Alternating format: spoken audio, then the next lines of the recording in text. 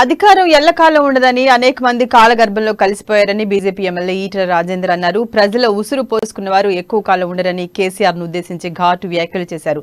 వక్ఫ్ భూముల పేరుతో రిజిస్ట్రేషన్ నిలిపివేయడంతో బోడప్పల్ బాధితులు ఇందిరా పార్క్ వద్ద చేస్తున్న ధర్నాకు ఈటెల రాజేందర్ మద్దతు తెలిపారు.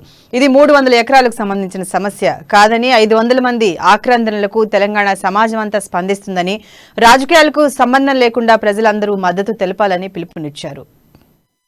కాంగ్రెస్ పార్టీ రాష్ట్ర నాయకులు వజ్రేష్ యాదవ్ గారికి 14వ డివిజన్ కిషోర్ గౌడ్ మీరు ఒక ఆదేశం ఇస్తే దాని వల్ల ఎన్ని కుటుంబాలు ఇవాళ కన్నీళ్లు పెడుతున్నారో, ఎంత బాధపడుతున్నారో ఆ జ్ఞానం, ఆ ఇన్ఫర్మేషన్ మీకుందా అని చెప్పి అడుగుతున్నాను. ఇక్కడ ఇంటెలిజెన్స్ ఉంటారు, నాకు తెలిసి ఈ ఇంటెలిజెన్స్ వల్ల రిపోర్ట్ కూడా సగం పోతే అనిపిస్తుంది. మధ్యలో ఎవరైనా చదివి చెప్పేటట్టున్నారు. అట్లా అయిపోయింది. ఇది రాచరికానికంటే కూడా అధ్వానం అయిపోయింది.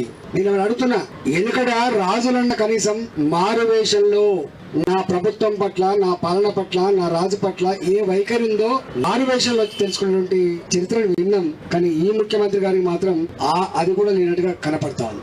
ఏమంటున్నాం మనం? ఇది ఒక్కటే కాదు, ఇట్లాంటి చాలా ఉన్నాయి ఇష్యూస్. అక్కడ కూర్చొని ఎవరైనా వచ్చి మాట్లాడగానే మరి ఈ నిర్ణయం ప్రకటిస్తే, ఈ ఆదేశం ఇస్తే దీనివల్ల ఉత్పన్నమైనటువంటి సమస్యల్ని అసెస్ చేయకుండా, వాస్తవికతలు పోకుండా చేయనటువంటి దీన్ని తుగులక్ పరిపాలన అంటారు. గుర్తుపెట్టి